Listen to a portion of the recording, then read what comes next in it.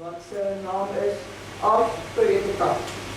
Nou, normaalweg word hy gespel ARS, maar ek was toen nou nie seker of ek die eeuwe byvoegnis met is Afrika met die eer tussen hakkies.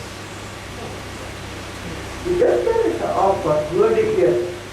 Woorde soos skorpioene se angel word afgebyt, uitgespoeg, die ries fyn gekou ingesluk.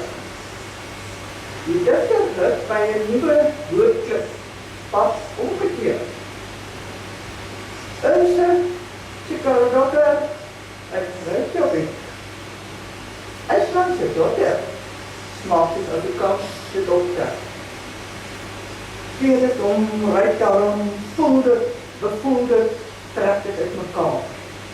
Die digter is 'n aap wat woorde kaap.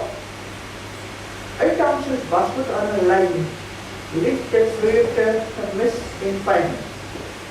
Die digter is 'n hongeraap wat verstik in woorde, soos rooi mure, hulle byt vas en hulle laat nie los.